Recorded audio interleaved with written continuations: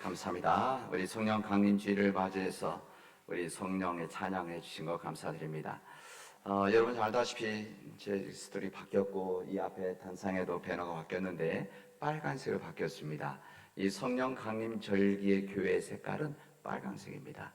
이 빨간색의 색깔이 우리 전체에 바뀌었는데 성령 강림 오늘 첫 주일 우리 성령 강림 주일인데 오늘부터 시작해서 8월 말까지가 성령 강림 절기 동안 우리 교회에 정말 귀한 역사가 이루어지를 주님의 이름으로 축원하겠습니다. 오늘 우리 함께 예배드리는 우리 모든 믿음의 가족들에게 성령의 크신 은혜가 넘치기를 바랍니다. 예루살렘의 의회 앞에 한 사람이 섰습니다. 보니까 모습이 아주 초라한 모습, 그렇다고 무슨 안 좋은 모습이 아니라 그 앞에 있는 유대교 지도자들, 그리고 예루살렘의 여기 정치 지도자들, 또 바리새인들 포함한 이 모든 사람들이 앞에 서 있는 사람이 너무 행색이 초라한 모습이었습니다. 그런데 그 초라한 행색의 사람이 그 사람들 앞에서 이런 이야기를 하게 되어집니다. 예수는 너희 건축자들이 버린 돌로서 제 모퉁이의 머릿돌 되신 분이십니다. 예수님이 바로 여러분들이 버렸지만 그는 살아있는 모퉁이 돌이 되신 분이십니다.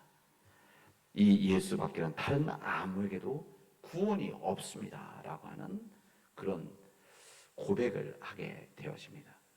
고백이자 외침이고 증언이었습니다. 그는 거침없이 당당하게 말을 했습니다.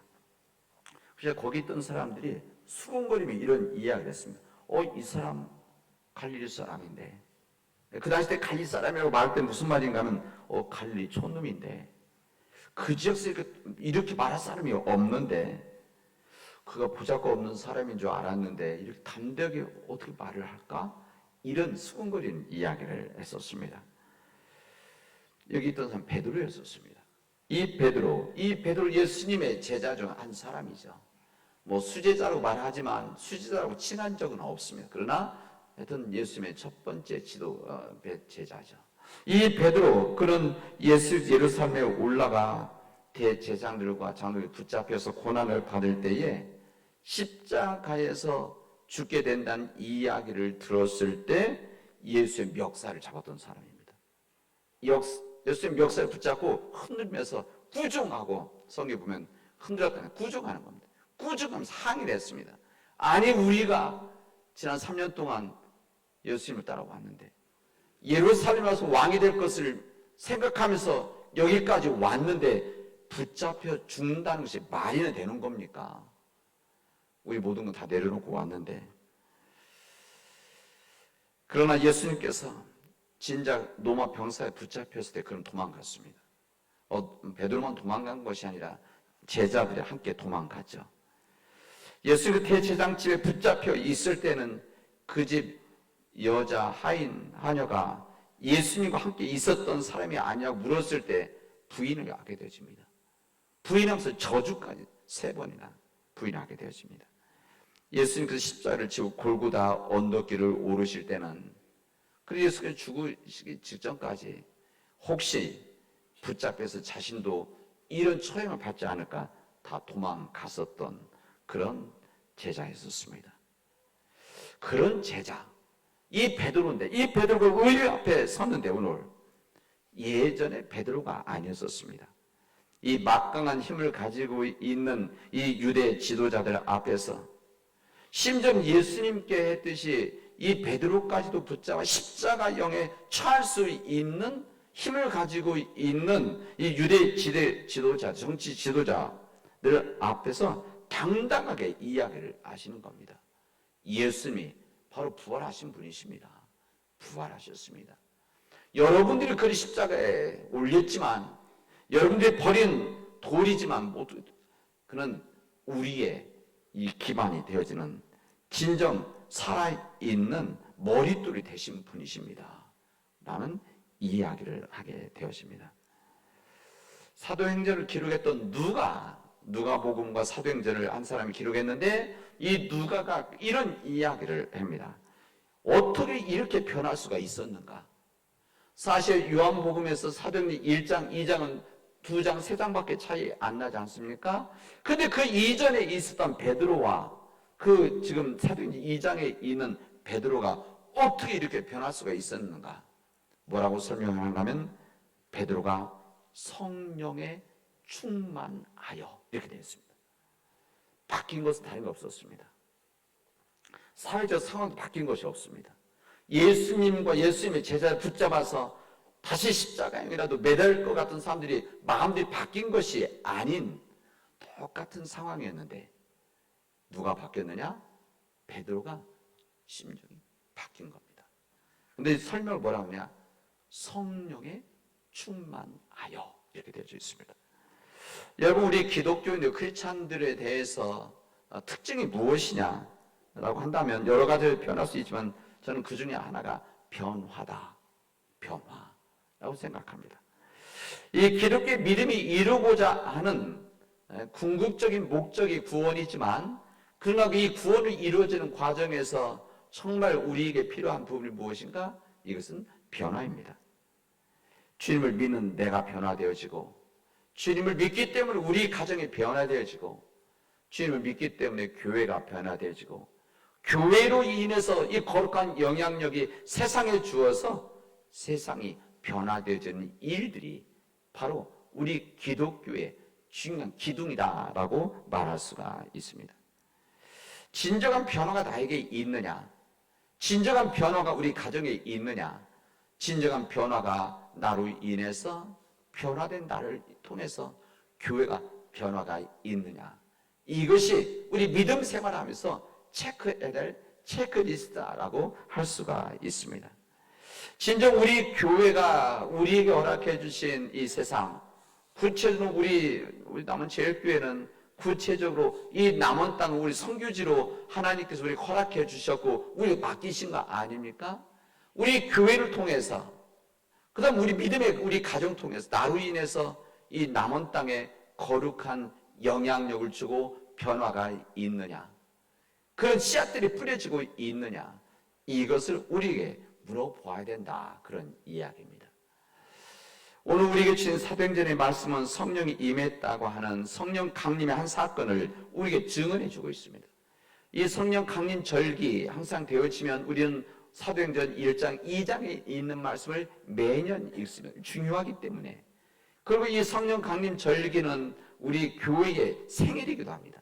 우리 교회는 3월 첫째 주, 둘째 주가 생일인데 세계교회 전체의 생일은 오늘 바로 성령 강림 주일입니다. 왜? 성령 강림 주일을 통해서 온 세계 교회가 만들어졌기 때문에 그렇습니다. 예수께서 십자가에 돌아가셨을 때 3년 동안 함께했던 제자들이 흩어졌습니다. 굳게 맹세하고 주님을 위해서 하나님의 나라를 위해서 주님의 복음을 위해 살겠다고 결심했던 그들이 주님께서 십자가를 선택하셨을 때 그때부터 그들은 십자가의 두려움 앞에 그들은 외면해 버렸습니다. 피해 버린 겁니다. 예수님이 십자가에 달려 돌아가시는 그들은 예루살렘 깊은 다락방에 모여 숨어 들었습니다. 밖에 돌아다니는 것이 두려웠었습니다. 근데 정말 두려웠던 것은 무엇이었는가 하면 붙잡힐까 두려운 것보다는 자신들에게 가지고 있는 의욕이 떨어진 것이 그들에게는 큰 두려움이 있었습니다.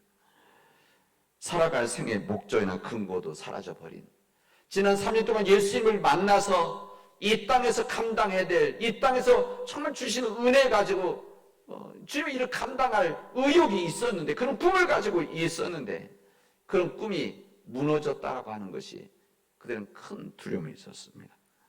여러분, 인간의 죽음이라고 하는 것은 누구에게나 주어진 하나님의 창조 질서입니다. 예외된 사람 아무도 없습니다. 이 죽음이 어떤 이들에게는 절망을 만들어 주기도 하고 어떤 이들은 우리 인간의 죽음이라고 아는 것이 우리에게 새로운 소망을 주고 희망을 주기도 합니다. 그리고 우리가 평안을 주기도 합니다. 이 죽음이라는 것이 어떤 사람들에게는 세상에 메시지로 주어져서 내 살아갈 길을 우리가 깨닫게 되기도 하고 이 죽음이라는 것이 나에게 안 좋은 메시지가 주어지면 이거에 붙잡혀서 근심 걱정으로 살아가는 사람들이 있게 되어집니다. 다락방에 몰려 숨어 들어있던 이 제자들, 예수님의 십자가에서 죽음은 절망했었습니다. 절망으로 보였습니다. 예수님에게 절망뿐만이 아니고 이 세상 사람들이 예수님을 끝이라고 하는, 십자가에서 죽음으로 끝이라고 하는 이것을 알고 있는 주님의 제자들에게는 절망이 있었습니다. 이제 예수님의 이 복음의 역사, 운동, 하나님 나라 운동, 이것을 전하는 역사가 끝났다고 생각했을 때 그는 어쩔 바를 모르고 있었습니다.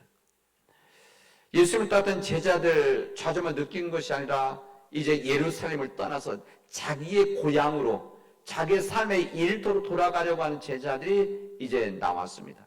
그래서 실제 자기들이 살았던, 일했던 갈릴리 호수 주변으로 내려갔던 겁니다. 왜 그런가 하면 그 당시 때 예루살렘, 전적 마찬가지로 예루살렘 같은 경우는 예수님 붙잡히기 전이나 후나, 예수님이 돌아가신 전이나 후나 다를 바가 없었습니다. 무슨 말입니까? 유대교 당그 종교적인 핍박이 여전히 계속되어지고 있다. 그래서 이 제자들, 이 불순 집단에 참여했었던 예수님이라고 하는 갈릴리에서 올라왔었던 이 불순 집단에 참여했었다고 하는 이유 때문에 이 제자들을 붙잡아서 누명을 씌우고 처형할 수 있었기 때문이었습니다. 그런데 이런 상황 속에서 다락방에 모여 있었던 120명의 주님을 따랐던 사람들, 그래서 120문도라고 말하는데 이 120명의 사람들이 그날 이루어졌던 일들을 사도행전 2장에 우리에게 증언을 해주고 있습니다. 그날 오순절이 돼서 120명의 제자들이 모였는데 성경에 이렇게 되어 있습니다. 이는 그대로 제자들이 다 같이 한 곳에 모여 있었다. 한 곳에 모여 있었다. 그리고 갑자기 세찬 바람이 부는 소리가 하늘에서 나더니 그 다음에 집안을 온통 채웠다. 그리고 불길이 솟아오르는 것과 같은 것들이 나타나더니 각 사람 위에 내려 앉았고, 더욱 놀라운 것은 그들이 모두 성령으로 충만해서 성령이 시키는 대로 각각 다른 언어로 말하기를 시작하였다. 이렇게 말합니다. 이것이 바로 사도행전에 나와 있는 성령 강림의 사건을 우리 증언해 주는 내용입니다. 그리고 각기 다른 방언으로 성령시킨 대로 이야기하는데 어떤 말을 했는가 하면 그들이 하나님의 큰 일을 말하기 시작했다. 이렇게 되어 있습니다. 제자들이 방언을 말할 때 그저 있던 사람들이 소동이 일어났습니다. 여기 방언이라고 하는 것은 성령의 역사에 의해서 천사들의 소리와 같은, 다시 말하면 지금 방언이죠. 우리가 알고 있는. 그래서 방언 기도한다, 방언한다면 못 알아듣지 않습니까? 무슨 말 하는지 본인은 알 수도 있고 모를 수도 있고. 근데 이 이것을 방언을 말하는데 이것이 이름 방언이 아니라 각기 다른 언어였다는 겁니다. 무슨 말인가 하면 영어다, 일본어다, 중국어다, 인도네시아다, 프랑스어다, 이 각기 다른 말로 하고 이것에 불렸다는 겁니다. 왜 이것을 더 정확히 이야기를 성경에 증언하고 있느냐? 이 오순절날은 흩어졌던 유대인들이 이 6월절이라고 하는 이 오순절, 6월절 맞춰진 이 축제에 맞춰서 각 지역에서 온 겁니다. 아프리카에서, 유럽에서, 아시아 쪽에서 각기 다른 지역의 사람들이 왔으니까 각기 다른 언어를 쓰고 있는 사람들 아닙니까?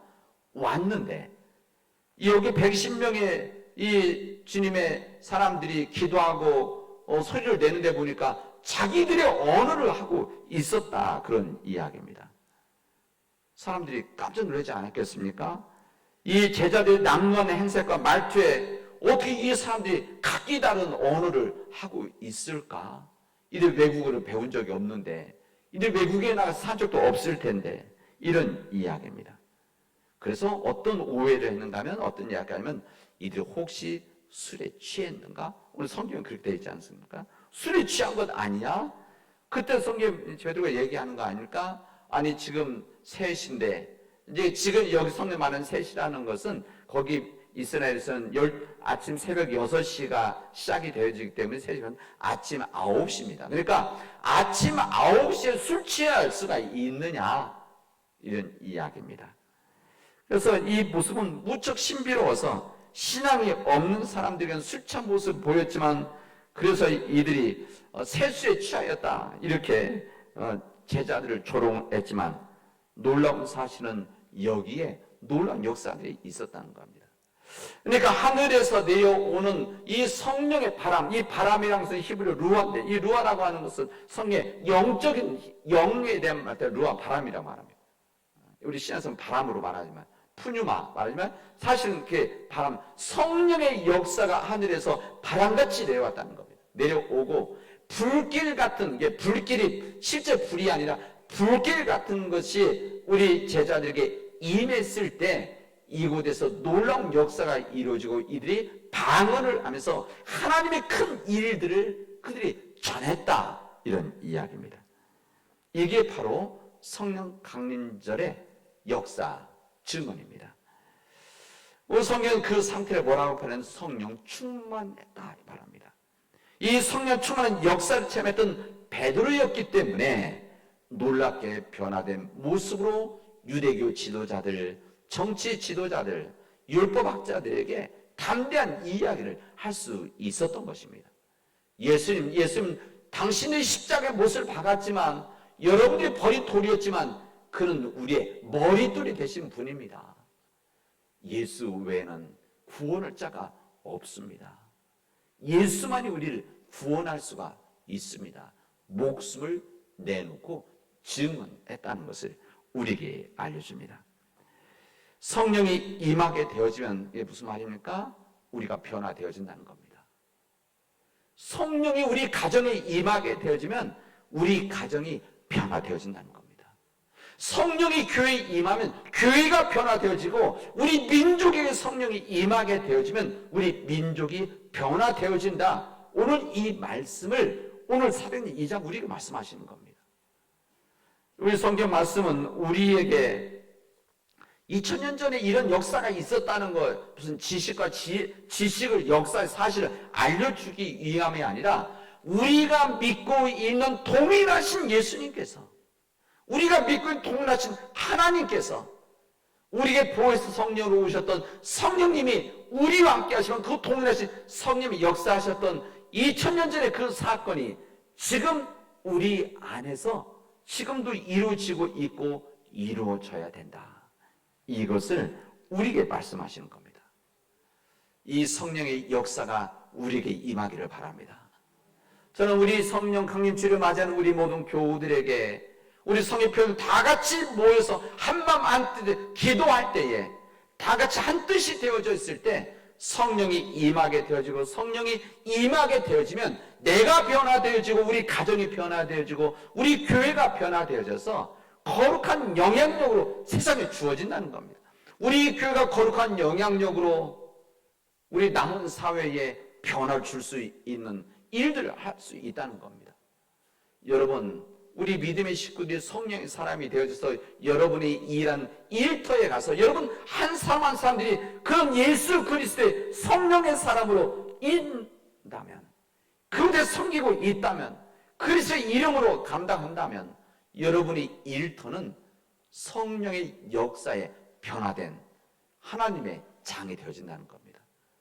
성령 충만한 우리가 되어져서 성령의 의지에서 우리가 변화되어지면 우리 가정이 성령의 가정이 되어진다는 겁니다. 성령의 인도함을 받는 가정이 되어지는 것이 언제 이루어지냐? 우리가 성령 충만함을 입을 때라는 것입니다.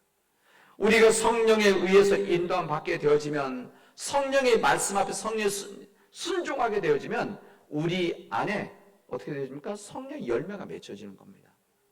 내 안에 우리 갈라디아서 있는 성 열매 그대로 표현한다고 한다면, 우리가 성령님의 뜻에 순종하고 인도한다면, 성령님 안에서 충만한 삶을 살아가게 되어지면 내 안에 사랑과 기쁨과 평화의 마음과 삶이 되어진다는 겁니다.